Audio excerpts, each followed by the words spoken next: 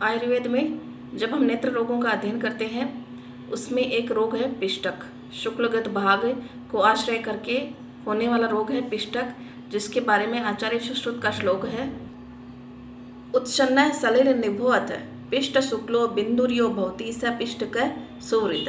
अर्थात नेत्र के शुक्ल भाग में एक शलील निभोत जल बिंदु सदृश पिष्ट शुक्लो, यानी ऐसा उसका शुक्ल वर्ण होता है, इतनी सफेदी होती है जैसे चावल की पिष्टि होती है उसके सदृश से, बिंदु के समान है। और सुवृत यानी बिल्कुल गोलाकार ऐसा बिंदु है। इसको पिष्टक रोग की संज्ञा आचार्य सुश्रुत ने दी है। आचार्य वाग्भट ने इसके बारे में कहा है, बिंदु भी पिष्ट धवले उत्सन्ने पिष्टकम वदेत। अर्थात जो शुक्ल भाग है वहाँ पर एक ऐसा उठा हुआ बिंदु जो पिष्ट धवले यानी चावल की पिष्टि के समान धवल होता है, ऐसा उठा हुआ बिंदु है, उसको पिष्टक की संज्ञा दी है आचार्य वाग्भट ने। आचार्य भाव प्रकाश का इसके बारे में श्लोक है, श्लेष्म मारुत कोपेन शुक्ले मास समुन्नतम पिष्टवत पिष्टकम विद्धि मलाक्ता दर्शा सन्निभम।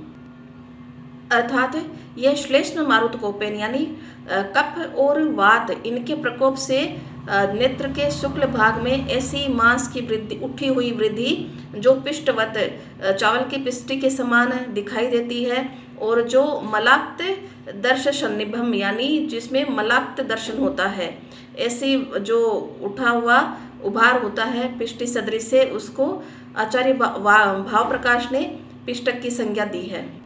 चिकित्सा के बारे में इसमें कहा गया है, महोषधम मागधी कांच मुस्ताशा सेंधवम यन मरीचम शुक्लम तन मातु लुंग वरसेन पिष्टम नेत्रांजनम पिष्टक मासु हन्यात।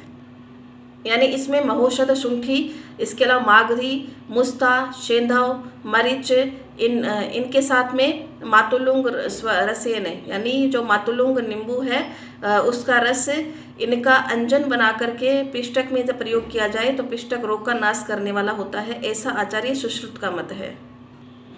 ऐसे ही आचार्य सुश्रुत ने एक अन्य श्लोक दिया है, फले बृहत्या मगधोद्भवानां निधाय कलकम फलपाक काले श्रोतोच युक्तम च तदुद्धृतम शादत्वतु पिष्टेम विधिरेश चापी।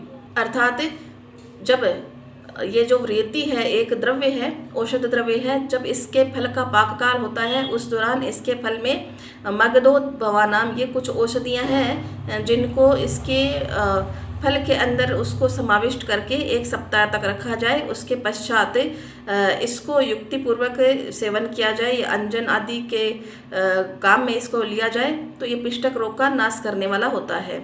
इसके अलावा अन्य श्लोक है आचार्य वाग्भट का, बलासाव्य पिष्ट के कफाभिष्यंदन मुक्त्वा शिरावेदम उपचारेत बीज पूर्व रसाक्तम च व्योष आढ़क फलम मंजनम। अर्थात बलास है, पिष्टक है, इन रोगों में क्या कफाभिष्यंद की चिकित्सा करें, इसमें शिरावेद इसमें करना चाहिए, शिरामोक्षण करें, बीज पूर्व जो रस है उसके साथ में व्योष आढ़क इनके फल का अंजन के रूप में प्रयोग किया जा सकता है। इसको मॉडर्न में पिंगुइकुला कहा गया है।